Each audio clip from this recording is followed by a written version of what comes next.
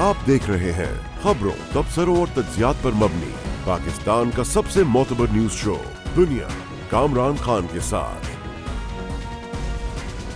अस्सलाम वालेकुम, मैं हूं कामरान खान। हमारा मुल्क पाकिस्तान एक बार फिर कोरोना की गिरफ्त में आ चुका है। कोरोना की चौथी लहर ने आफत मचाना शुरू कर दी है। 5 हफ्ते कबल मुल्क का मजमूई इन्फेक्शन रेट 1.6% तक गिर गया था, जो 5 गुना बढ़ के अब 7.8%, तकरीबन 8% हो चुका है। 3 हफ्ते पहले एक्टिव केसेस की तादाद 32,000 थी, जो 25,000 नए केसेस के साथ बढ़कर 57,000 हो गई है। मुल्क भर में कल 2 माह बाद 4,000 से ज़ायद केसेस रिपोर्ट हुए और 44 मरीज इंतकाल कर गए। पाकिस्तान में आखिरी बार 21 मई को कोरोना के 4,000 से ज़ायद केसेस रिपोर्ट हुए थे। ख़ास तौर पे सिंध और कराची में ऐसा लगता है कि कोरोना ने क़यामत ढा दी है। गुज़िश्ता 24 घंटे के दौरान कराची में मुस्बत केसेस की अब तक की बुलंद तरीन सदा तकरीबन 31% यानी 30.8% रिकॉर्ड की गई है, जो कि कोरोना की पाकिस्तान की तारीख में कभी इतनी बड़ी तादाद में किसी भी बड़े शहर में पॉजिटिविटी रेशो या मस्बत केसेस की शरह सामने नहीं आई। गोया कि एक हंगामी सूरत हाल है। कराची में हर तीसरा कोरोना टेस्ट पॉजिटिव आ रहा है। कराची के ज़िला शर्की में कोरोना मस्बत टेस्ट की शरह तो 34% से भी बढ़ गई है। कराची में सिविल, जिना हॉस्पिटल, इंडस और लियारी जनरल हॉस्पिटल समेत कराची के मुख्तलिफ सरकारी और प्राइवेट हॉस्पिटल्स में अब बेड्स, वेंटिलेटर्स और आइसोलेशन वार्ड्स बढ़ते जा रहे हैं। महकमा सेहत सिंध ने लियाकताबाद, न्यू कराची और कोरंगी जनरल हॉस्पिटल के साथ सर्विसेज हॉस्पिटल और पुलिस हॉस्पिटल में टेंट लगा के कोरोना मरीजों की निगहदाश्त का इंतज़ाम किया है। मजबूरन ये इंतज़ाम करना पड़ा है। पिछले 24 घंटों के दौरान सिंध में कोरोना वायरस के 2672 नए केसेस सामने आए। 43 मरीज इंतकाल कर गए, जो पिछले साल जुलाई के बाद सिंध में कोरोना के यौमिया केसेस और अमवात की ख़तरनाक तरीन शरह है। पिछले 24 घंटे के दौरान ही सिंध में कोरोना के रिपोर्ट होने वाले 2672 नए केसेस में 242 यानी 80% मरीजों का ताल्लुक शहर कराची से है। पिछले 10 दिनों से कराची 20% से ज़ायद मस्बत शरह के साथ कोरोना के रेड जोन में है, जबकि अंदरूने सिंध सूरत हाल गंभीर होती जा रही है। इस वक्त सिंध में कोरोना मस्बत केसेस की तकरीबन 13.5% शरह पंजाब, केपी, बलूचिस्तान, आज़ाद कश्मीर, गिलगित बिल्तिस्तान के इन्फेक्शन रेट से कहीं ज़्यादा है। मगर तशवीश की बात यह भी है कि कल पंजाब में 2 माह बाद 600 से ज़ायद कोरोना के केसेस सामने आए हैं। 3 हफ्ते कबल तक पंजाब में औसतन यौमिया केसेस 150 के लगभग होते थे, जिनमें अब 4 गुना इजाफा हुआ है। पाकिस्तान में मुसलसल तीसरे रोज 3,000 से जायद कोविड केसेस रिपोर्ट हुए हैं। एक माह कबल 28 जून को पाकिस्तान में कोरोना मरीजों की यौमिया औसत तादाद 1,000 से भी नीचे जा चुकी थी, लेकिन बेएहतियाती ने रंग दिखाया और हालात संगीन हो गए। 6 जुलाई से पहले हफ्ते पाकिस्तान भर में 8,098 केसेस रिपोर्ट हुए थे, जिसके बाद वबा के फैलाव में तेजी आई और 12 जुलाई तक केसेस की तादाद 12,377 तक पहुंच गई। अगले हफ्ते 17,000 से ज़ायद केसेस, जबकि 19 जुलाई से अब तक 24,100 केसेस सामने आ चुके हैं। यानी 6 जुलाई तक मुल्क में इन्फेक्शन रेट 2.2 था, जो गुज़िश्ता रोज 7.8% तक पहुँच गया। ईद की छुट्टियों के बाद पंजाब में कोरोना की चौथी लहर का जोर देखा जा रहा है। पंजाब में गुज़िश्ता रोज कोरोना के फैलाव की शरह 3.42% तक पहुंच गई, जबकि एक माह कबल ये शरह 1% से भी कम थी। गुज़िश्ता रोज पंजाब में 617 केसेस सामने आए, जो 30 मई के बाद सबसे ज्यादा तादाद है। गुज़िश्ता 5 रोज के दौरान पंजाब में मजमूई तौर पर 2605 केसेस सामने आए, यानी यौमिया 521 केसेस रिपोर्ट हुए। अमवात के लिहाज से पंजाब मुल्क का सबसे ज्यादा मुतासिर सूबा बन चुका है, जहाँ लगभग 11,000 अमवात हुई। लाहौर सबसे ज्यादा मुतासिर है, जहां मुस्बत केसेस की शरह 3.6% तक जा पहुंची है।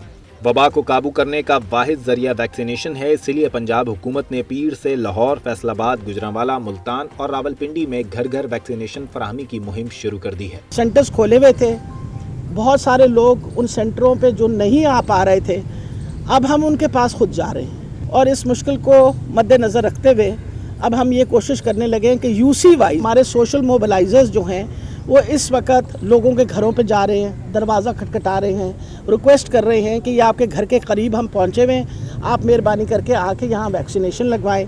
इस्लामाबाद में 29 जून से 6 जुलाई तक 429 केसेस रिपोर्ट हुए, जबकि 6 जुलाई के बाद एक हफ्ते में केसेस 676 तक पहुँच गए और जुलाई के आखिरी हफ्ते में केसेस की मजमूई तादाद 1198 यानी दुगनी हो गई। इसी तरह खैबर पख्तूनख्वा में जुलाई के पहले हफ्ते 785 मुस्बत केसेस रिपोर्ट हुए और इन्फेक्शन रेट 1.25% रहा, जबकि जुलाई के आखिरी हफ्ते मजमूई केसेस की तादाद 1262 रही, यानी 3 हफ्तों के दौरान केसेस में 62% इजाफा देखने में आया, जबकि इन्फेक्शन रेट भी 3% तक पहुँच गया। खैबर पख्तूनख्वा में मुसलसल तीसरे रोज 200 से जायद केसेस सामने आए हैं। केपी हुकूमत ने भी मर्दान, मानसहरा और पेशावर समेत ज्यादा मुतासरा इलाकों में घर घर वैक्सीनेशन मुहिम का आगाज कर दिया है। बलूचिस्तान में जुलाई के पहले हफ्ते के मुकाबले में दूसरे हफ्ते वबा ने ज्यादा शिकार किए। गुज़िश्ता रोज बलूचिस्तान में मुस्बत केसेस की शरह 9.58% रही। तशवीश का पहलू ये है कि मुल्क भर में रोज़ाना दर्जनों केसेस मुहलिक डेल्टा वेरिएंट के सामने आ रहे हैं, मगर किसी हद तक इत्मीनान की बात यह है कि मुल्क भर के हॉस्पिटल में ज़ेर इलाज कोरोना मरीजों में 85% से ज़ायद तादाद उन लोगों की है जिन्होंने ताहाल वैक्सीन नहीं लगवाई। काश अवाम दिलजमी के साथ वैक्सीन लगवाते या अब लगवा ले। ये भी हौसला अफजा बात है कि कल मुल्क भर में यौमिया सबसे ज़्यादा कोरोना वैक्सीन लगाए जाने का नया रिकॉर्ड कायम हुआ। NCOC के सरबराह असद उमर के मुताबिक कल 7,78,000 अफराद को कोरोना वैक्सीन लगाई गई। कराची में कोरोना के फैलाव रोकने के लिए लाहे अमल हुकूमत सिंध को यकीनन तश्कील देना है, और जिसकी कैफियत दगरगू है इस वक्त, जो कराची की कोविड के केसेस की शरह है और जो उसकी कैफियत है, इन तमाम मौज़ूआत पे बात करेंगे। हुकूमत सिंध का मौक़िफ़ हासिल करेंगे। हुकूमत सिंध के बहुत मौसर तर्जुमान हैं जनाब मुर्तज़ा वहाब हमारे साथ मौजूद हैं। बहुत बहुत शुक्रिया मुर्तज़ा वहाब साहब। ये कैफियत तो क्या हम कह सकते हैं कि काबू से बाहर हो रही है, और हॉस्पिटल्स की ओवरऑल जनरली क्या सिचुएशन है? बिस्मिल्लाहिर्रहमानिर्रहीम। कामरान साहब, आपने अपनी इब्तिदाइया में जो सारी बातें की हैं वो बिल्कुल दुरुस्त हैं, और सिचुएशन बड़ी गंभीर होती जा रही है, बड़ी तशवीशनाक होती जा रही है। मैंने कल एक प्रेस कॉन्फ्रेंस की थी। उस प्रेस कॉन्फ्रेंस में मैंने शहरियों को मुत्तला ये किया था कि 26 जून को सूबा सिंध के अंदर तकरीबन कोई 520 केसेस यौमिया यानी कि डेली आ रहे थे, और आज जो हमारे पास लेटेस्ट इत्तला है 2500 केसेस पिछले 24 घंटों में आए हैं, यानी कि 31 रोज के अंदर 5 गुना कोरोना वायरस के केसेस के अंदर इजाफा हुआ है। पिछले 24 घंटे के अंदर कामरान साहब 43 अफराद हैं जो अल्लाह ताला को प्यारे हुए हैं। तो आपके सामने है कि कराची हो, हैदराबाद हो, दोनों जो सिंध के अर्बन सेंटर्स हैं उसके अंदर सिचुएशन तशवीशनाक होती जा रही है। और वज़ीर आला सिंध ने कल अपने सरकारी अस्पताल की सिचुएशन भी चेक की थी, और जो हमारे प्राइवेट हॉस्पिटल्स हैं उनके साथ भी मीटिंग की थी, ताकि सिचुएशन को असेस भी किया जा सके और किस तरीके से मज़ीद कैपेसिटी को बढ़ाया जा सकता है। उन मौज़ूआत के ऊपर भी वज़ीर आला सिंध और हमारा हेल्थ डिपार्टमेंट काम कर रहा है। लेकिन जो इम्पोर्टेंट चीज़ है कामरान साहब, कि डॉक्टर आपकी मदद तब करेंगे जब आप अपनी मदद कराने को तैयार हैं, और इसलिए इम्पॉर्टेंट चीज़ यही है कि आप जो डॉक्टर्स एडवाइस कर रहे हैं एहतियाती तदाबीर उनको फॉलो करें। डॉक्टर्स जो आपको बता रहे हैं कि मास्क को पहने, मास्क के पहनने को यकीनी बनाएं, मैं समझता हूँ मास्क को पहनना हम सब के लिए ज़रूरी है। डॉक्टर्स बता रहे हैं कि आपको वैक्सीनेट करने की ज़रूरत है, वैक्सीन इसका बेहतरीन इलाज है इस वबा से बचने के लिए। और डॉक्टर्स ने ये भी बताया है कि सूबा सिंध के अंदर हमारे अस्पतालों में जो पेशेंट्स लाए गए हैं उसमें 87% पेशेंट्स वो थे जिन्होंने वैक्सीन नहीं लगाई थी, यानी कि सिर्फ 13% वो पेशेंट्स आ रहे जिन्होंने वैक्सीन लगाई है। सबसे बड़ा नंबर उन लोगों का है जिन्होंने वैक्सीनेट नहीं कराया है। वैक्सीन बड़े पैमाने पर अवेलेबल है, हर जगह हमने वैक्सीनेशन सेंटर स्टैब्लिश किए हैं, लोगों को रजिस्ट्रेशन में कोई मुश्किलात नहीं है, वैक्सीन लगाने में कोई मुश्किलात नहीं है। मैं आप जैसे जो मीडिया इन्फ्लुएंसर्स हैं, जो कि मीडिया से भी ताल्लुक़ रखते हैं और सोशल मीडिया पे भी आपकी फॉलोइंग है, मैं आपसे भी गुजारिश करना चाहूँगा कामरान साहब कि एक आम आदमी को कन्विंस करें कि खुदारा अपनी हुकूमत का साथ दें, उस सिचुएशन तक हमें ना धकेलें कि अल्लाह ना करे जो भारत में सिचुएशन हुई थी, जो इंडोनेशिया में सिचुएशन हुई, जो इटली में, बरतानिया में सिचुएशन हुई, वो हमें कराची में फेस करना पड़े, हमें हैदराबाद में फेस करना पड़े। दूसरी कामरान साहब, आज पिछले 24 घंटों में कराची शहर से 2047 नए पेशेंट्स आए हैं। अब ये वो पेशेंट हैं जिनका कोरोना का टेस्ट मुस्बित आया है। अगर इनकी आप कॉन्टैक्ट ट्रेसिंग करेंगे, इनके घरों में जाएंगे, तो अगर हर शख्स के घर में 4 अफराद हैं, आप एवरेज कैलकुलेट कर लें तो तकरीबन 8000 लोगों का डेली इसके ऊपर इम्पैक्ट आ रहा है। आप इमेजिन करें उस 8000 लोगों में से अगर 10% अफराद को भी हॉस्पिटलाइज कराने की ज़रूरत पड़ती है تو ہمارے ملک بھر میں میں سمجھتا ہوں ہاسپٹلس کے اندر یہ سکت نہیں ہے کہ ان پیشنٹس کے پریشر کو برداشت کر سکے. تو پلیز خدا را ہم کیوں ایک دوسرے کو اس مشکل میں ڈال رہے ہیں؟ اگر ہم ماسک پہننا کو ضروری کر لیں، اگر ماسک کو پہننے کو یقینی بنا لیں اور ویکسینیٹ کرا رہے ہیں اور غیر ضروری طور پر گھروں سے نہ نکلیں، جو سماجی تقاریب ہو رہی ہیں ان کو ہم ریڈیوس کر دیں، تو میں سمجھتا ہوں ہم سب کی خدمت کر رہے ہوں گے. حکومت کا بھی ہاتھ بٹا رہے ہوں گے، بٹ در حقیقت میں اپنی خدمت کر رہا ہوں گا، اپنے گھر والوں کی، اپنے بچوں کی، اپنے بزرگوں کی خدمت کر رہا ہوں گا. اور اگر ہر شہری یہی پرنسپل کے ساتھ آگے بڑھے تو میں سمجھتا ہوں سچویشن ایک بار پھر جس طرح پچھلے سال ہم کو کرونا وائرس کے خلاف کامیابی حاصل ہوئی تھی، ایک بار پھر ہم کامیاب ہو سکتے ہیں. یہ فرمائیے گا کہ یہ اس وقت جو کیفیت ہے اور جس طرح کا یہ ایکسپلوسیو سچویشن ہم دیکھ رہے ہیں، بہت ہی گھمبیر، بہت ہی سیریس معاملات ہے جو اس وقت کی جو میجرز لیے ہیں حکومت سندھ نے، جس میں کہ جو شاپنگ آورز ہیں وہ شام 6 بجے ختم کرنے کا فیصلہ کیا ہے اور کچھ دوسرے، کیا یہ کافی ہیں؟ کامران صاحب، میرا اگر آپ سچ پوچھیں اسیسمنٹ اور تمام ڈاکٹرز ان سے وزیر اعلیٰ سندھ نے مشاورت کی تھی، ان کا بھی ویو یہی ہے کہ ہمیں ایک بار پھر وہ سخت لاک ڈاؤن کی طرف جانا پڑے گا، بیکاز بحیثیت قوم ہم سمجھتے ہیں کہ رولز کو فالو کرنا مناسب چیز نہیں ہے. ہم پتہ نہیں کیوں عادتاً ہم گورنمنٹ کی پالیسی کو وائلیٹ کرنے پر بلیو کرتے ہیں، اور جب حکومت پر سخت فیصلے کرتی ہے تو اس کے اوپر بھی تنقید کی جاتی ہے. تو میں سمجھتا ہوں اگر ہم اس اسپائک کو، جیسا میں نے آپ کو بتایا کہ 31 روز کے اندر 5 گنا کیسز میں اضافہ ہوا ہے کراچی شہر کے اندر، اگر ہم اس تیزی سے بڑھنے والے کیسز کو روکنا چاہتے ہیں، اسپائک کو ہم پلیٹو کرنا چاہتے ہیں، تو میں سمجھتا ہوں ایک مکمل لاک ڈاؤن کرنے کی ضرورت ہے اگلے 10-12 روز کے لیے. اگر ہم نے یہ لاک ڈاؤن کر لیا تو میں سمجھتا ہوں کہ سچویشن انڈر کنٹرول بھی آ پائے گی اور ہم اس کو کنٹرول کرنے میں کامیاب ہوں گے. انتظار کس بات کا ہے پھر؟ انتظار کامران صاحب، مشاورت کا ایک پروسیس چل رہا ہے. ہم نے کل لوگوں کو تنبیہ کی تھی کہ اگر لوگ تھوڑے سے کیئرفل ہو جائیں تو شاید پلیٹو آ جائے. جمعے کا دن ہم نے مقرر کیا، جمعے کی صبح کو میٹنگ کی جائے گی جس کے اندر ہیلتھ ایکسپرٹس بھی آئیں گے، انتظامیہ بھی آئیں گی، اور انشاءاللہ جمعے کو یہ فیصلہ کر لیا جائے گا. کامران صاحب، میں ایک اور گزارش یہ کرنا چاہوں گا کہ صرف کراچی شہر کا اس وقت مسئلہ نہیں ہے. یہ آپ نے جو نمبر آف کیسز بتائے وہ سارے پاکستان میں بڑے پیمانے پر بڑھ رہے ہیں. اگر آپ لاہور کے نمبرز دیکھیں، لاہور آج سے میرے خیال میں 2 ہفتے پہلے 2% پہ تھا، ابھی پچھلے 24 گھنٹے میں لاہور 7% پر آ گیا ہے، اسلام آباد 8% پر آ گیا ہے، پشاور 11% پہ ہے، گلگت بلتستان جو ہے تقریباً 20% پہ ہے، کشمیر کے ایریاز 20% پہ ہیں. تو سچویشن جو ہے صرف کراچی میں نہیں، میں سمجھتا ہوں پورے پاکستان کے اندر بہت جلد خطرناک ہو سکتی ہے. بہت مناسب بات کر رہے تھے مرتضیٰ وہاب، حکومت سندھ کے ترجمان. یقیناً جب اس قسم کی صورتحال ہوگی تو بند کرنا پڑے گا، اس کے علاوہ کوئی چارہ نہیں ہے. اور دیکھتے ہیں جمعے کو اس سلسلے میں کیا فیصلہ ہوتا ہے اور اس دوران کیا لوگ کچھ احتیاط کرتے ہوئے نظر آتے ہیں یا نہیں. کمرشل بریک، اس کے بعد ذکر کریں گے تھر کے علاقے میں پانی کی شدید قلت ہے. چند سال پہلے وہاں پہ RO پلانٹس لگائے گئے، اس کے بعد حکومت سندھ کی بد انتظامی، کرپشن کی نگاہ ہو گئے، وہ بند ہو گئے. اب ایک بار پھر ان کو چلانے کی کوشش کی جا رہی ہے اور اس کے مینٹیننس کے ٹھیکے دیے گئے ہیں 6 گنا زیادہ قیمت پر، اور اس سے پہلے جس لاگت پہ یہ دیے جاتے تھے. بہت بڑا ایک کرپشن سکینڈل ہے اس RO پلانٹ سے پھر جڑا ہوا ہے. اس کی بات کرتے ہیں چھوٹے سے وقفے کے بعد.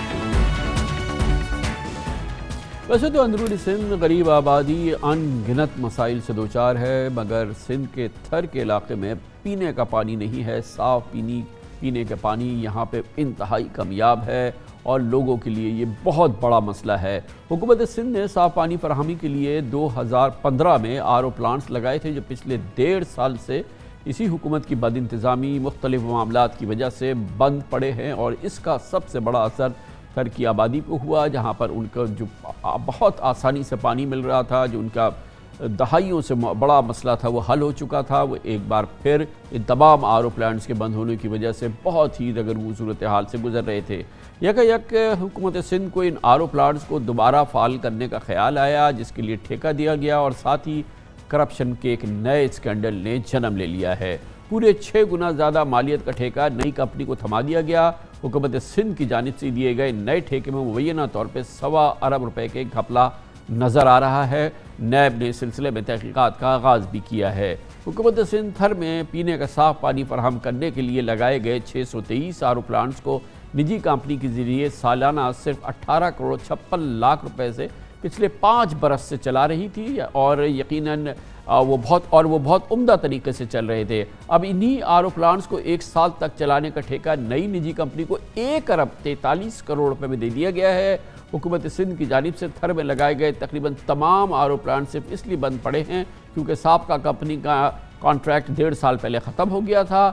ان آر او پلانٹس کو دوبارہ چلانے سے متعلق سندھ حکومت نے تمام ٹیکنیکل رپورٹس اندازے مسترد کر دیے جو کہ اس کے مالی اندازے تھے اور نئے کانٹریکٹ پر انہوں نے نئے کانٹریکٹ ایشو کر دیے ہیں۔ ٹرانسپیرنسی انٹرنیشنل نے بھی اس پر سخت تحفظات کا اظہار کیا ہے۔ حکومت سندھ کو لکھا ہے، نیب کو لکھا ہے کہ جو آر او پلانٹس 2015 سے 5 برس تک ایک سابقہ نجی کمپنی صرف 25,000 روپے ماہانہ فی پلانٹ کے حساب سے چلاتی تھی، جس میں پلانٹس کے فلٹرز کی تبدیلی اور دیکھ بھال بھی شامل تھی، اب انہی آر او پلانٹس کو چلانے کے لیے نئے ٹھیکے میں نہ صرف آپریشن اور دیکھ بھال کے لیے 1,36,000 روپے ماہانہ فی پلانٹ کی ادائیگی کی جا رہی ہے، بلکہ پلانٹس کے فلٹرز کی تبدیلی اور بحالی کے نام پر ٹھیکیدار کو 41 کروڑ روپے کی الگ ادائیگی کر دی گئی ہے۔ اندھیر نگری چوپٹ راج کا یہ ایک اور بڑا قصہ ہے، اس پر مزید بات کریں گے ہمارے نمائندے خصوصی اختیار کھوکھر۔ اچھا، آر او پلانٹس چلائے جو کہ بیچارے تھر کے لوگوں کو پانی بالکل نہیں مل رہا تھا، 2 سال سے ان کا ملتا ہوا پانی جو تھا وہ بند ہو گیا تھا ان پلانٹس کی وجہ سے، مگر اس میں بھی ایک بہت بڑا گھپلہ جو ہے وہ صاف نظر آ رہا ہے کیونکہ جو ٹرانسپیرنسی نے اس میں تحقیقات کی ہے وہ بہت ہی اس میں امپورٹنٹ ڈیٹیلز موجود ہیں۔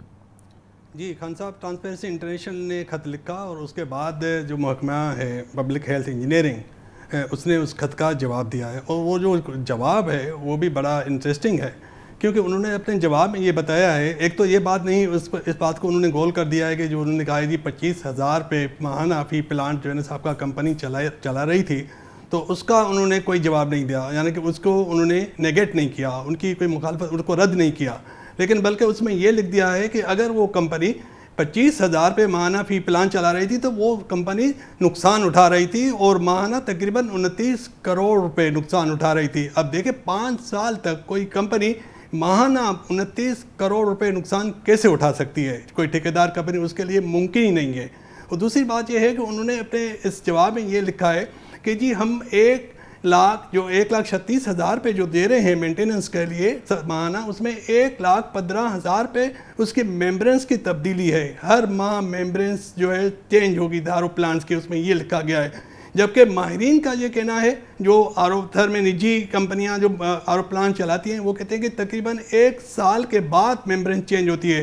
یہی بات محکمہ پبلک ہیلتھ انجینئر کے جو چیف انجینئر ہیں سکندر میمن صاحب، ان سے میں نے پوچھی کیا ہر ماہ ممبرنس چینج ہوگی آر او پلانٹس کی، تو انہوں نے کہا کہ نہیں، بالکل نہیں۔ انہوں نے بھی یہی بات کی کہ تقریباً 1 سال تک ممبرنس چلتی ہے، جو ممبرنس، اور آپ جو ہے نا 41 کروڑ روپے دے رہے ہیں کمپنی کو کہ وہ ایک بار یکمشت تمام پلانٹس کی ممبرنس چینج کریں گی اور ان کو بحال کریں گی، وہ 41 کروڑ روپے کے الگ آپ 1,36,000 پہ فی پلانٹ الگ دے رہے ہیں آپریشن مینٹیننس کے لیے، وہ کیسے دے رہے ہیں؟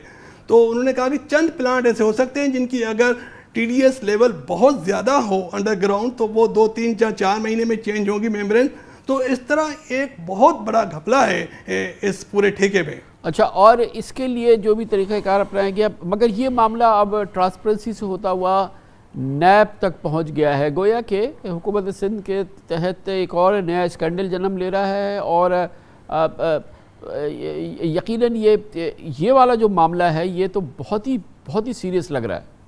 جی خان صاحب دیکھیں نا، یہ آر او پلانٹس کا معاملہ ہمیشہ جیسے حکومت سندھ میں یہ جو ایشو ہے، یہ ایشو رہا ہے کہ آر او پلانٹس کا جو ٹھیکہ ہے آر او پلانٹس کے لگانے کا، وہ ہمیشہ سوالیہ نشان اس پر رہا ہے، لیکن اب جو ہے یعنی کہ ان پلانٹس کو چلانے کا جو ٹھیکہ دیا رہا ہے اس میں دیا جا رہا ہے، اس میں گھپلا ہو رہا ہے۔ اور تازہ ترین ایک اور انفارمیشن آئی ہے کہ جو سکندر میمن صاحب ہیں چیف انجینئر، انہوں نے خط لکھا ہے سیکٹری پبلک ہیلتھ انجینئر کو، انہوں نے کہا ہے کہ صرف تھر میں نہیں 7 اضلاع ہیں سندھ کے، جس میں جام چورو، ٹنڈو محمد خان، میرپور خاص، ٹنڈو علیہ، ٹھٹھا، ان کے جو آر او پلانٹس کے آپریشن اور مینٹیننس کے لیے پیسے رکھے گئے ہیں، ان کے چیف انجینئرز نے وہ ٹھیکے دیے بغیر، یعنی اس کا کوئی ٹینڈر نہیں کیا، ان کا ٹھیکہ نہیں دیا، صرف کوٹیشنز پر کروڑوں روپے جو ہے نا وہ خرچ کر دیے۔ اس کے لیے انہوں نے انکوائری کا مطالبہ کیا ہے سیکٹری سے آن ریکارڈ، چیف انجینئر نے کہ جی انکوائری کریں، یہ سارے پیسے انجینئر نکال کر اکاؤنٹ سے کھا گئے، اور اس کے لیے جو ہے ڈائریکٹر جنرل مانیٹرنگ کی سربراہی میں सेक्रेटरी ने एक इंक्वायरी कमेटी बिठाई दी है। तो ये आरओ प्लांट्स की अब मेंटेनेंस और ऑपरेशन के नाम पे एक बड़ा घपला हो रहा है। ये सिर्फ ये थर का मामला नहीं है, ये 5 दूसरे अजला का भी मामला है, वहाँ पर भी अंधेर नगरी चौपट राज जारी है। बहुत बहुत शुक्रिया तक होकर हमारे साथ मौजूद है। कमर्शियल ब्रेक इस दौरान न्यूज़ हेडलाइंस देखें, जिसके बाद हम अपने प्रोग्राम के बाकी हिस्से के साथ वापस आते हैं। अब से थोड़ी देर कबल वज़ीर आज़म इमरान खान और उनकी पाकिस्तान तहरीक इंसाफ को एक और बड़ी सियासी कामयाबी हासिल हुई है, जब पंजाब के शहर सियालकोट में जो नून लीग का गढ़ समझा जाता है, PP 38 के ज़िमनी इंतखाबात में गैर सरकारी और गैर हतमी नताइज के मुताबिक PTI ने एक सख्त मुकाबले के बाद नून लीग से उसकी नशिस्त छीन ली है। PTI के एहसन सलीम ने 60,588 वोट हासिल किए। नून लीग के तारिक सुबहानी को तकरीबन 7,000 वोट के मार्जिन से शिकस्त हुई है। और बहुत ही इंपॉर्टेंट विक्ट्री स्पीच की एहसन सलीम बरियार, जो कि PTI और इमरान खान के नुमाइंदे थे, उन्होंने अपनी फतह का ऐलान खुद किया। PTI की फतह यकीनन एक बड़ी और बहुत ही इंपॉर्टेंट सियासी कामयाबी है, क्योंकि सियालकोट हर लिहाज से नून लीग का पूरे पंजाब में सबसे इंपॉर्टेंट गढ़ समझा जाता है, कई शहरों के साथ। 2018 में यहाँ पंजाब असम्बली की 11 में से 10 और कौमी असम्बली की 5 नशिस्तों पर नून लीग ने कामयाबी हासिल की थी। ये वो इलेक्शन था जहाँ PTI का जोर चल रहा था, मगर सियालकोट में PTI को कामयाबी हासिल नहीं हुई थी। और जो 2018 में नून लीग को कामयाबी हासिल हुई थी, उसमें सूबाई असम्बली की ये नशिस्त भी शामिल थी, जो आज नून लीग दिफा नहीं कर सकी। ये सीट 2 माह कबल नून लीग के उम्मीदवार के इंतकाल के बाद खाली हुई थी। मरियम नवाज मैदान में खुद उतरी थी। इंतखाबी मुहिम के दौरान आज के दिन को मुखालफीन के हिसाब किताब का दिन उन्होंने करार दिया था। इलेक्शन किस दिन है आपका? 28 को है ना? वो इलेक्शन का दिन नहीं है, वो चोरों के हिसाब और किताब का दिन है। 28 जुलाई को अवाम से उनकी रोटी छीनने वालों के हिसाब किताब का दिन है। 28 जुलाई को अवाम को 1-1 किलो चीनी के लिए भिखारियों की तरह कतार में खड़ा कर उनकी इज्जत नफ्स मजरूह करने वालों के हिसाब किताब का दिन है। 28 जुलाई को सियालकोट की चीनी, सियालकोट की बिजली, सियालकोट की गैस, सियालकोट का आटा चोरी करने वालों के हिसाब किताब का दिन है। 2018 के इलेक्शन में तारिक सुबहानी के भाई चौधरी अख्तर सुबहानी ने 57,600 वोट हासिल करके जीत हासिल की थी, जबकि PTI के उम्मीदवार ने 40,600 के करीब वोट लिए थे। हल्के में रजिस्टर्ड 2,33,000 वोट्स में से TLP को 7,500 और एक आज़ाद उम्मीदवार को 12,500 वोट पड़े थे। ये बात भी दिलचस्प है कि 25 जुलाई को होने वाले कश्मीर इंतखाबात में नून लीग कश्मीर महाजरीन की यहाँ से अपनी नशिस्त हार गई थी। आपको याद होगा 5 माह कबल सियालकोट में ही कौमी असम्बली की नशिस्त NA-75 डस्का के ज़िमनी इंतखाबात मुतनाज़े हो गए थे। नून लीग ने इलेक्शन कमीशन से रुजू किया था, जिसके फैसले को PTI ने सुप्रीम कोर्ट में चैलेंज कर दिया था और आखिरकार 10 अप्रैल को दोबारा इंतखाबात कराए गए और ज़िमनी इलेक्शन में नून लीग की उम्मीदवार नौशीन इफ्तिखार 1,10,000 वोट हासिल करके कामयाब हो गई थी। PTI के अली अज़्ज़त को 93,000 वोट हासिल हुए थे।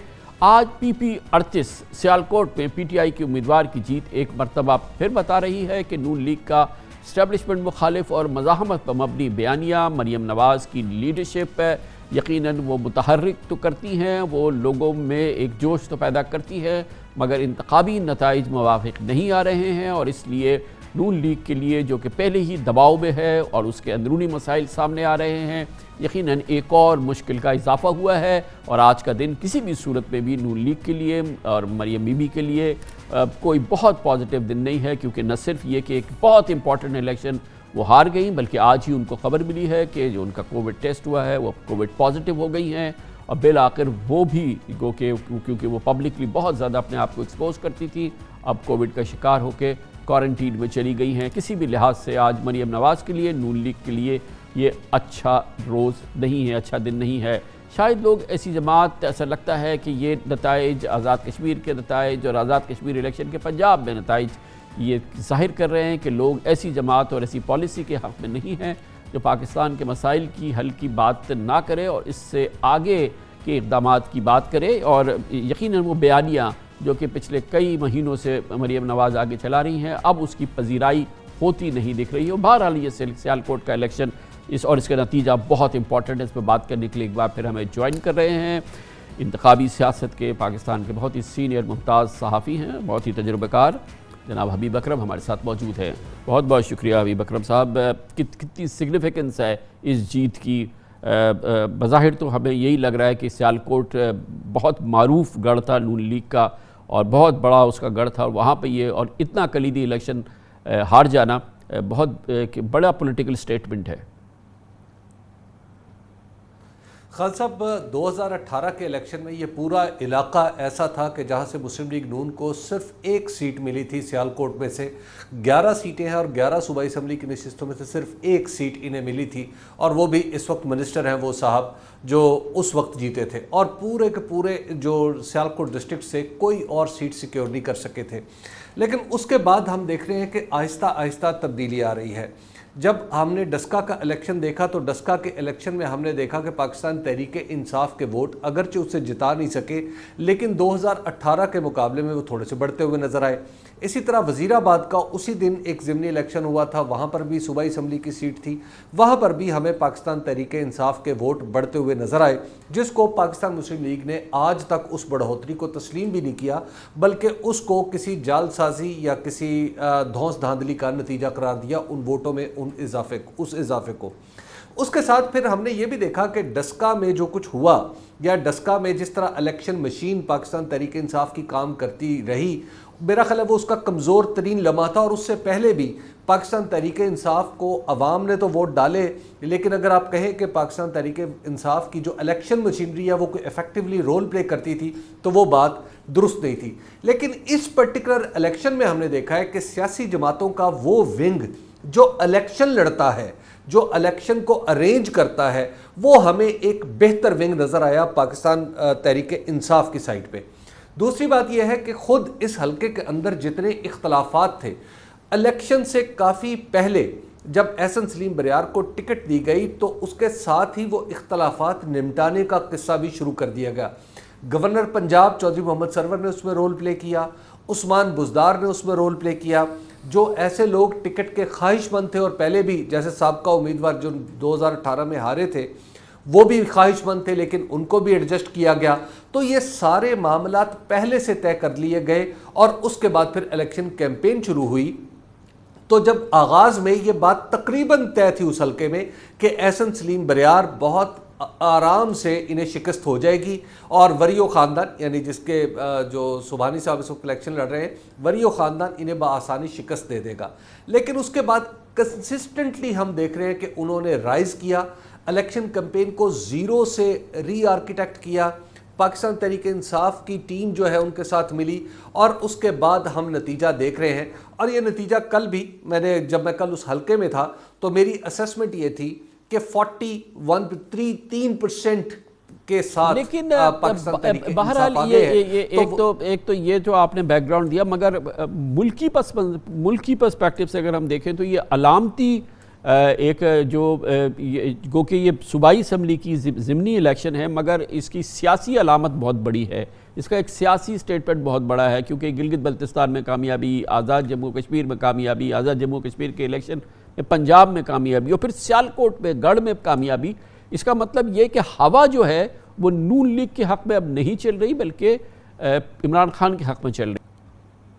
خان صاحب، یہ بات بڑی حد تک درست ہے۔ اس کی وجہ یہ ہے کہ پہلے اگر ہم دیکھیں 3 سال کے اندر تو ہماری جو حکومت تھی، جو وفاقی حکومت ہے، وہ کافی لڑکھڑاتی ہوئی نظر آتی تھی، اس کے فیصلوں میں کوئی یکسوئی بھی نظر نہیں آتی تھی، کوئی مربوط حکمت عملی بھی نہیں تھی۔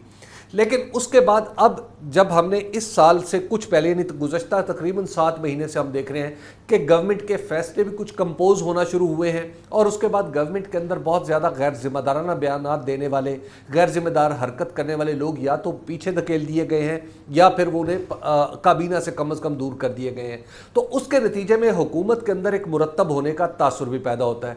دوسرا، حکومت کا کام بہت سارا آسان کیا مریم نواز شریف کے بیانیے نے۔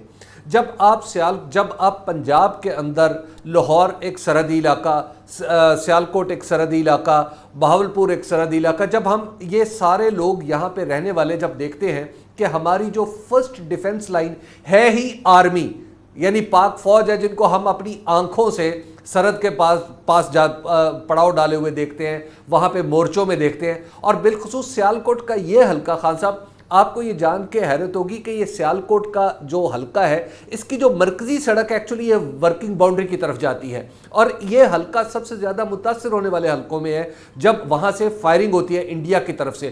تو یہاں کے لوگ اپنی آنکھوں سے یہ منظر دیکھتے ہیں کہ کس طرح فوجی ان کی حفاظت کر رہے ہوتے ہیں، کس طرح فوجیوں کی یہ مدد کرتے ہیں، اور کس طرح مل جل کے یہ اپنے ملک کی سرحد کو محفوظ رکھتے ہیں.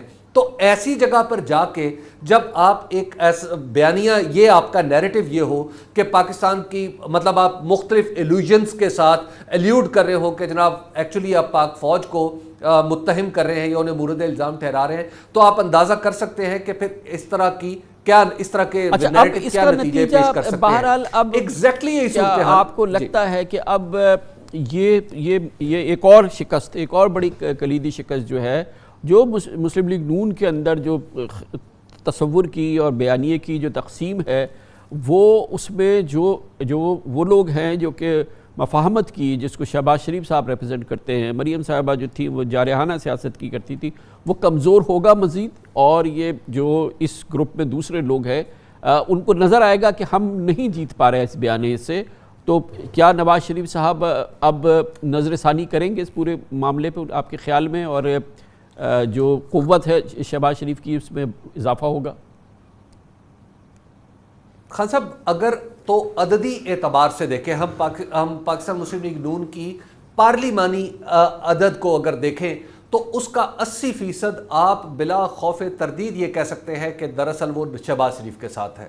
وہ چند لوگ جو پارٹی کے اندر دراصل بیک بینچر تھے، ہمیشہ سے بیک بینچر تھے، تیسری یا چوتھی صف کی وہ قیادت تھی، اس نے دراصل اور وہ اس کا کچھ حصہ پارلیمنٹ میں بھی آپ کو نظر آتا ہے، دراصل ان لوگوں نے نواز شریف صاحب کے اور مریم نواز صاحبہ کے اس نیریٹو کو سپورٹ کیا. بہت بہت شکریہ جناب حبیب اکرم ہمارے ساتھ موجود تھے. اس موضوع کو آگے بڑھاتے ہیں. اب ہمیں جوائن کر رہے ہیں پی ٹی آئی کی اس خوشی کے موقع پر اور ایک بہت ہی سگنیفیکنٹ سیاسی کامیابی کے موقع پر وزیر اطلاعات و نشریات فواد چودھری ہمارے ساتھ موجود ہیں. بہت بہت شکریہ فواد چودھری صاحب. ویسے تو کامیابیاں ایک امپورٹنٹ ضمنی الیکشن کی امپورٹنٹ ہوتی ہے، مگر یہ سیالکوٹ کی کامیابی جو ہے یہ کچھ ایکسیپشنلی، کچھ غیر معمولی کامیابی دکھ رہی ہے.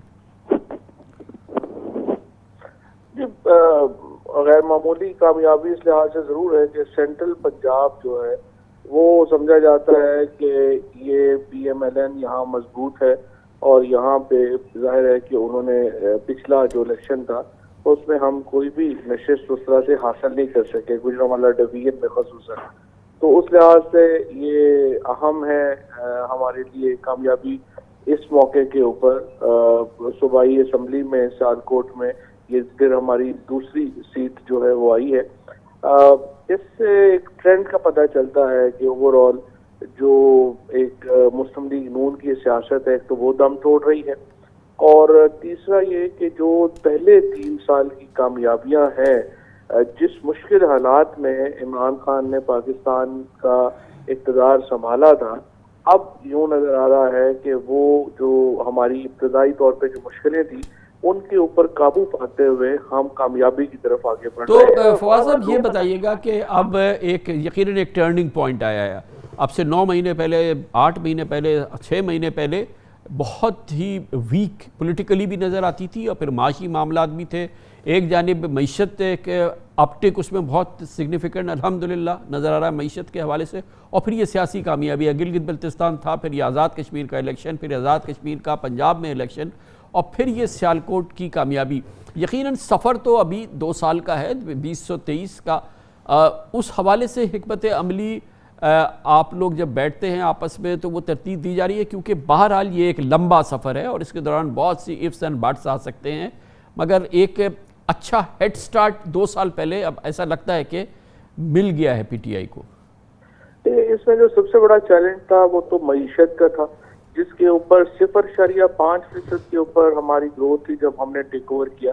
اب ہم 4% کے اوپر لے آئے ہیں، اور اگلے 2 میں آپ کو پتا ہے کہ ہمارا ٹارگٹ ہے 4.8% پہ جانے کا اگلے سال میں.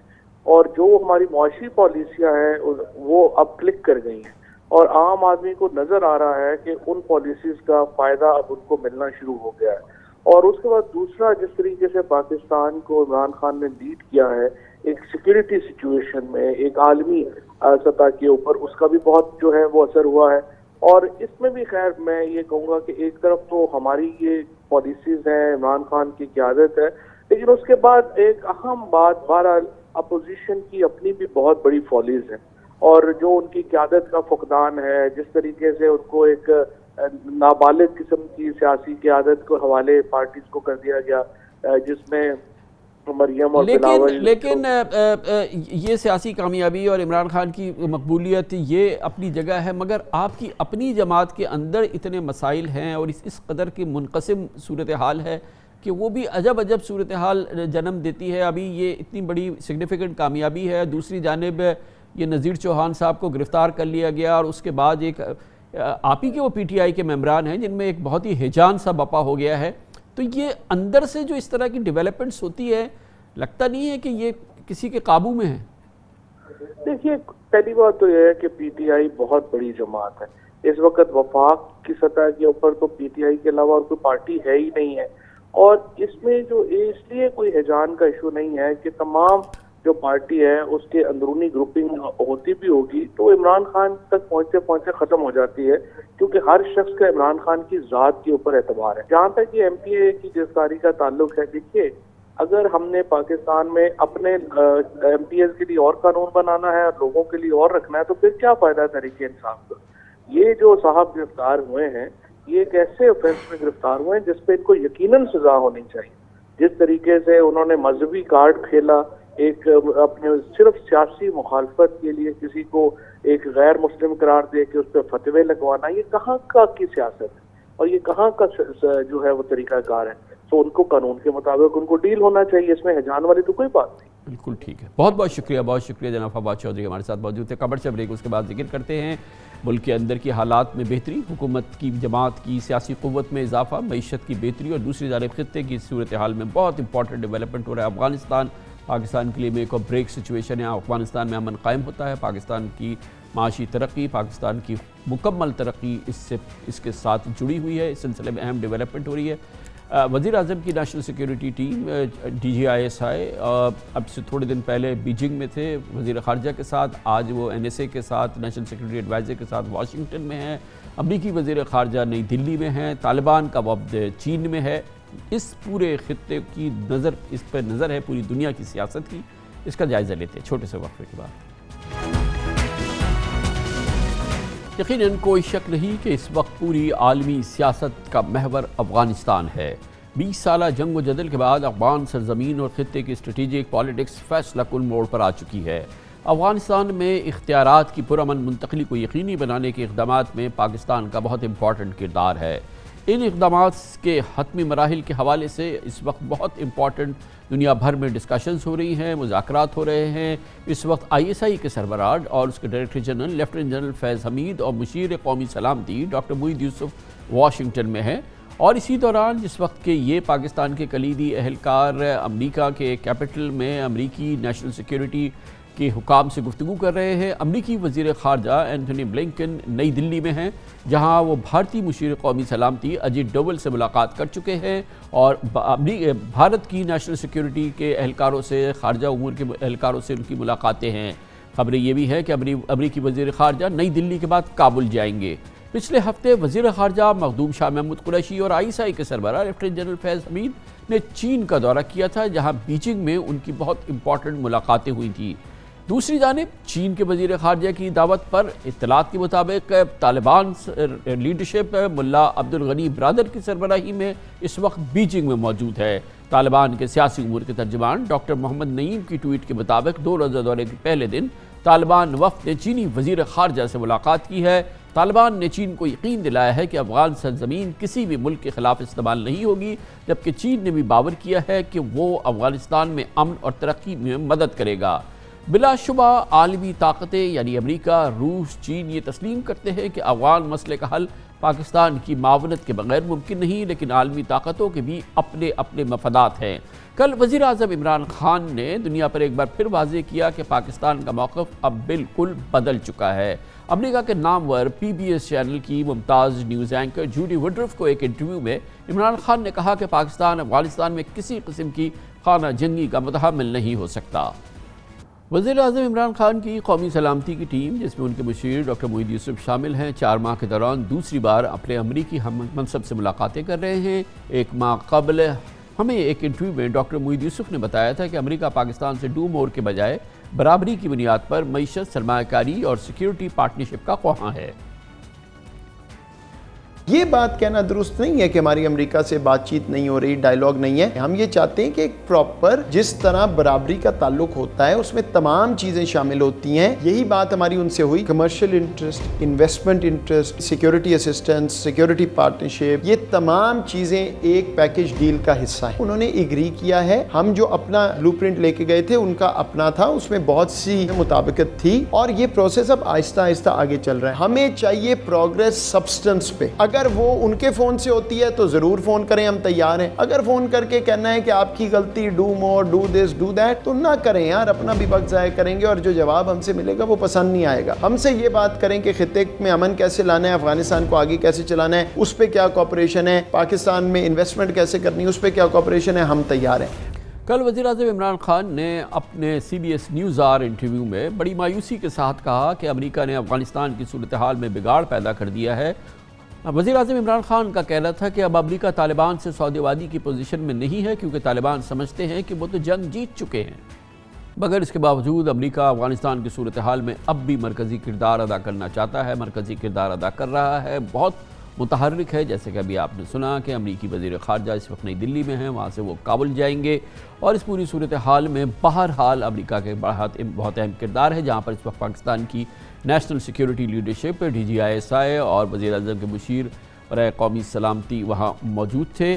اس پوری صورتحال پہ بات کرنے کے لیے واشنگٹن جائیں گے، جہاں پر پاکستان کے نامور ممتاز سینئر ترین صحافیوں میں سے ایک جناب انور اقبال موجود ہیں، اخبار ڈان کے بیورو چیف ہیں واشنگٹن میں۔ بہت بہت شکریہ انور اقبال صاحب۔ یقیناً اس وقت اگر ہم گلوبل پالیٹکس دیکھیں تو اس کا بہت بڑا فوکس جو ہے وہ افغانستان کی صورتحال ہے، بلکہ شاید کلیدی فوکس ہے، اور اس وقت پوری دنیا میں ہم دیکھ رہے ہیں کہ بیجنگ میں طالبان بیٹھے ہوئے ہیں اور سیکریٹری آف اسٹیٹ جو ہے وہ نئی دلی میں ہیں، وہاں سے کابل جا رہے ہیں، پاکستان کی نیشنل سیکیورٹی ٹیم واشنگٹن کے اندر بیٹھی ہے۔ کیا ہو رہا ہے آپ کے وہاں کے پرسپیکٹو سے، وہاں کے اگر ہم پرزم سے دیکھیں تو اس وقت کیا افغانستان کی صورتحال کے حوالے سے سوچ کیا ہے واشنگٹن میں؟ عمران، پہلے تو بہت بہت شکریہ آپ کا۔ بات یہ ہے کہ امریکہ نے افغانستان سے اپنی فوجیں نکالنے کا فیصلہ تو کر لیا، لیکن امریکہ کی خواہش یہ ہے کہ افغانستان میں اب بھی کوئی ایسا بندوبست ہو جائے، ایسا کوئی ارینجمنٹ ہو جائے اس میں وہ لوگ جو اس وقت پاور میں ہیں وہ بھی رہیں، طالبان بھی ہوں اور دوسرے فیکشنز بھی شامل ہو جائیں، اور ایک ایسا وہاں ایسی حکومت بن جائے جس کے بارے میں یہ کہا جا سکے کہ یہ سارے افغانوں کی نمائندہ ہے۔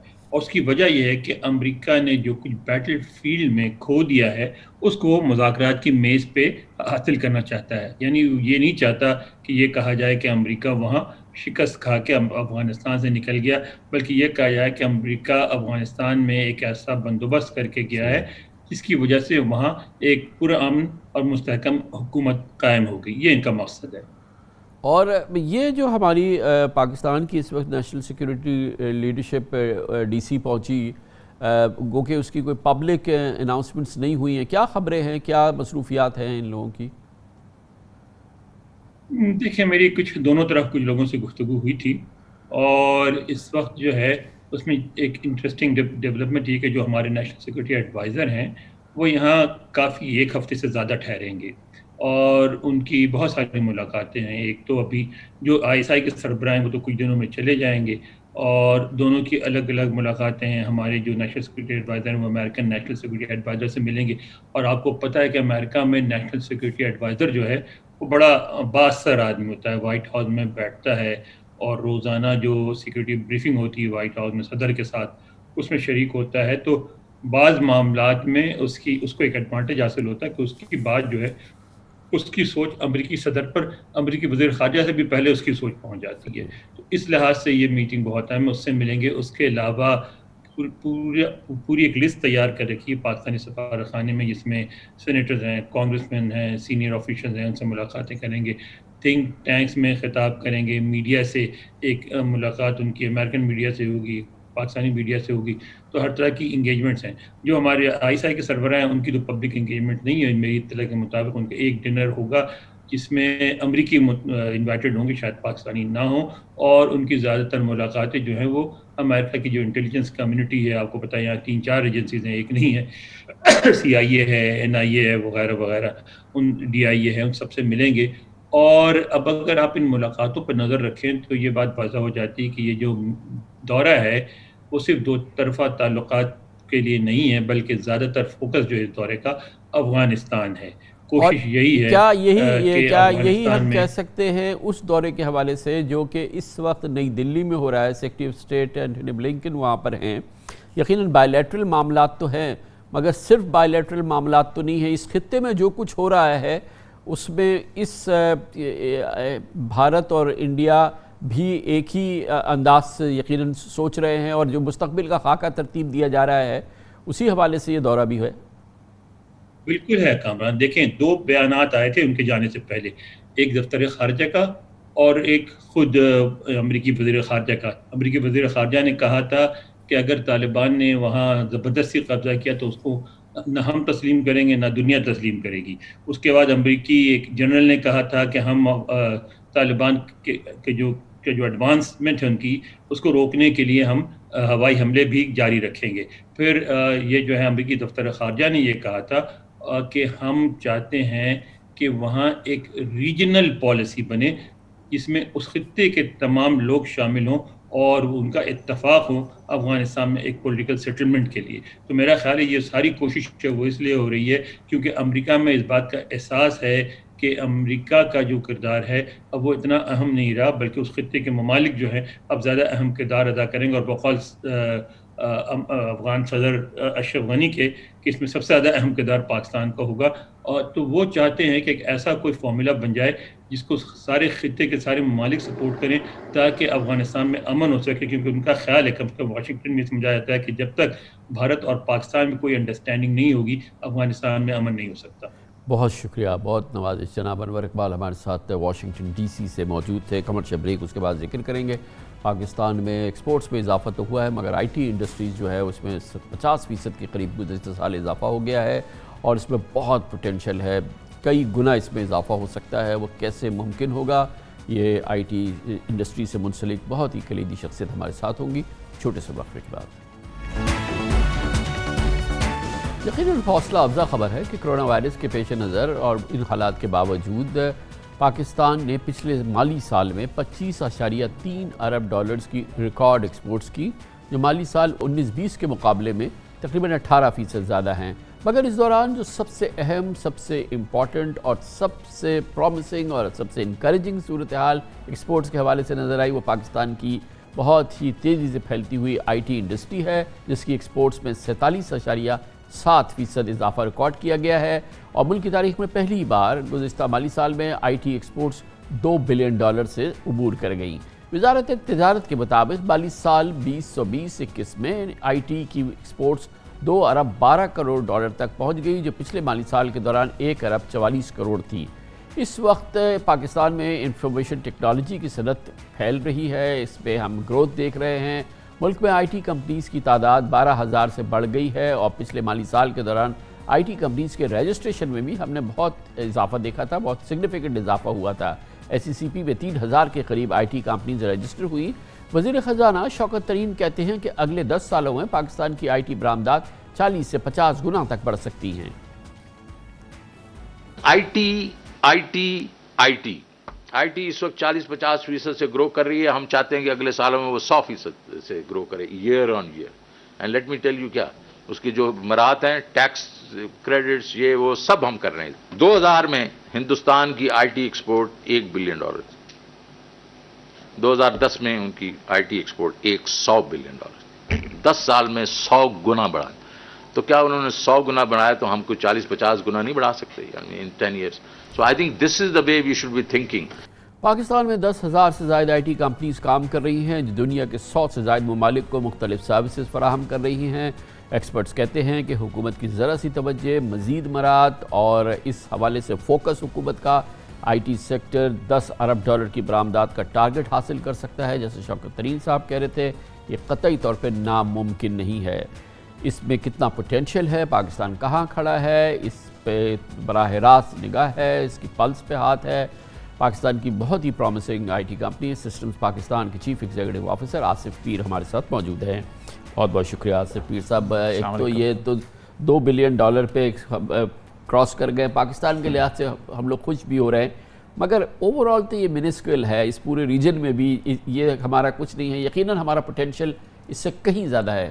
صحیح ہے, بالکل صحیح بات ہے, اس میں تو کوئی شک نہیں ہے. آئی تھنک ابھی ہم صرف 220 ملین کا منتھلی رن ریٹ اچیو کر رہے ہیں, اینڈ اس کے اندر پوٹینشیل تو ایمنس ہے. آئی تھنک اس میں تو کوئی شک نہیں ہے. اور جی اور وہ آپ کو کہاں ابھی جس کو ہم کہتے ہیں لو ہینگنگ فروٹس کیا ہیں, جو کہ ہم اب کیونکہ لمبی چیزوں پہ تو انتظار کرنا پڑے گا, ہے لو ہینگنگ فروٹس اس میں ہم سگنیفیکنٹ اضافہ کر سکیں؟ جی بالکل ہے. دیکھیں آپ کو میں نے جس طرح کہا کہ 220 ملین کا اگر رن ریٹ ہے تو آپ 30% کی گروتھ تو آپ کی ویسے ہی اچیو ہو گئی بغیر کچھ انٹروینشن کرے, کسی کی انوالومنٹ نہیں چاہیے. تو ہم انشاءاللہ انڈسٹری 2.8 سے 3.2 بلین کا ہدف تو ویسے ہی عبور کر لے گی. اب اگر ہمیں تیزی سے گروتھ کرنا ہے, جو آپ کہہ رہے ہیں واقعی نمبر بہت چھوٹا ہے, اس میں کوئی شک نہیں ہے, تو اس کے لیے تھوڑی C out of box thinking ہمیں کرنی پڑے گی کہ ہمیں پاکستان میں کی کمپنیوں کو باہر ہماری چونکہ سروس انڈسٹری ہے, ہمیں باہر جا کے اپنی پریزنس شو کر کے اپنے ملک کو, اپنی سروسز کو, اپنے کمٹمنٹ کو سیل کرنا پڑتا ہے, بیچنا پڑتا ہے. تو آپ کی پریزنس وہاں ضروری ہے. تو اگر جو کمپنیز کی پریزنس نہیں ہے وہ کیسے جا سکتے ہیں؟ یا تو خود انویسٹ کریں, یا اپنی کوئی پروڈکٹ یا آئیڈیا لے کے جائیں اور وہاں بیٹھیں, اپنی ٹیم بنائیں, انویسٹ کریں اور بیچیں, یا کوئی کمپنیز ایکوائر کریں, مطلب ان کو خریدیں. جب وہ خریدیں گے, کمپنیز ایکوزیشن ہوگی, تو اس سے آپ کو بہت سارا پوٹینشیل, آپ پاکستان کی طرف وہ کام راؤٹ کر سکتے ہیں. یہ لو ہینگنگ فروٹ ہے. اس کے لیے انویسٹمنٹ بہت سارے پیسے باہر لے کے جانے پڑیں گے انیشیلی آپ کو, بغیر اس کے تو آپ کوئی چیز خرید نہیں سکتے.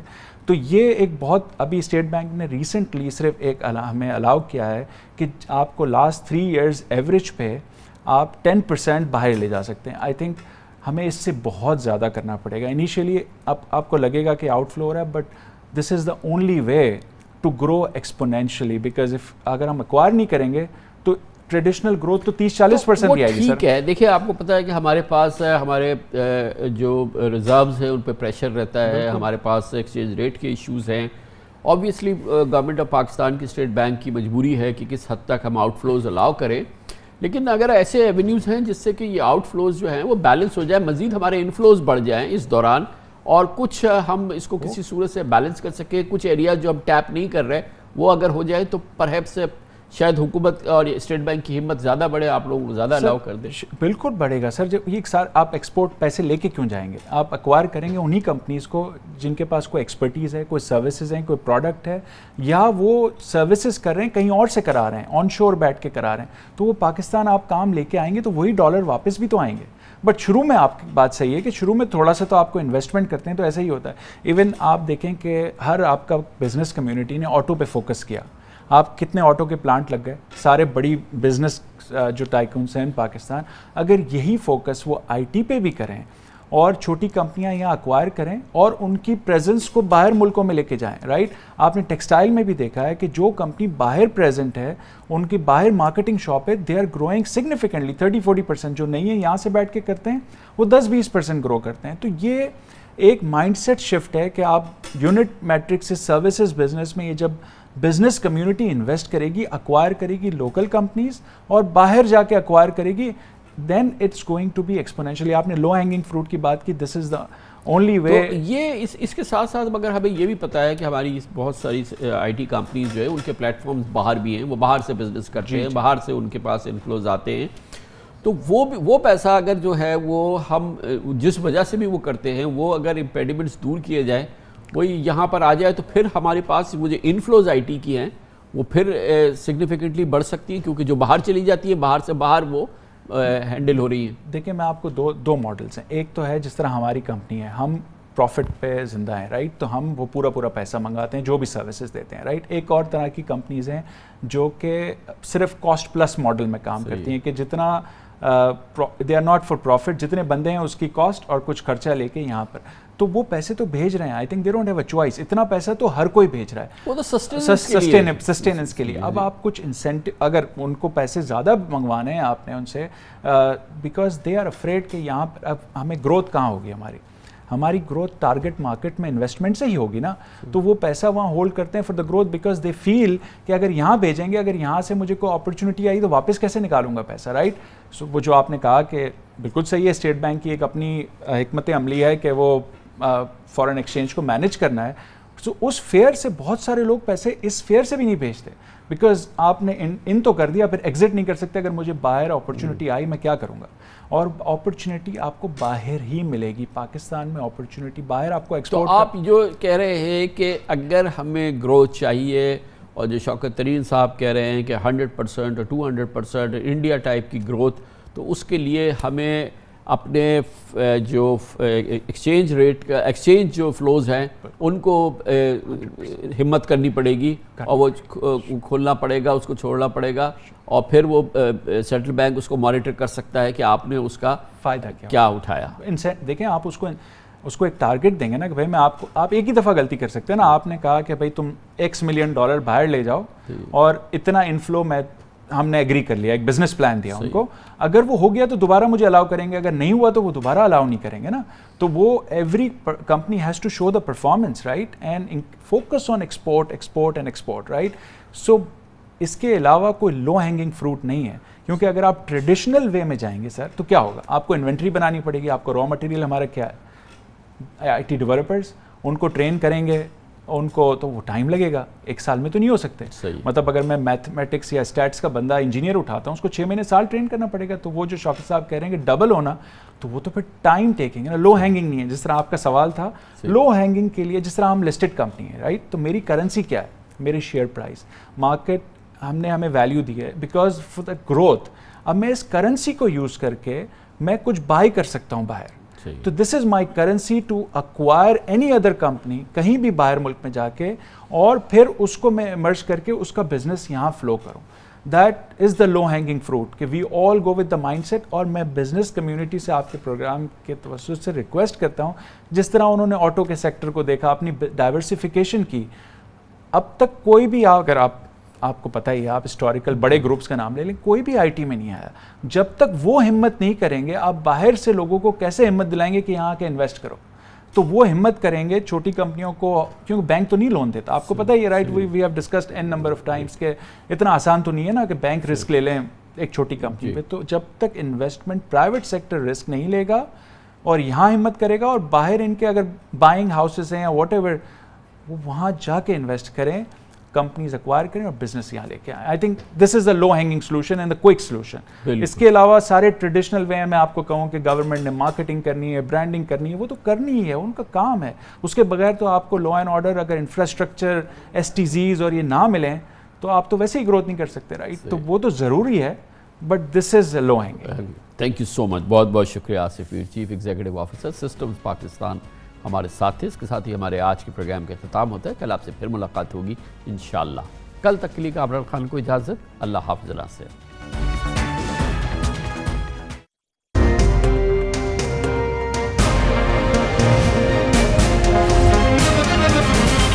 दुनिया, खबर की दुनिया.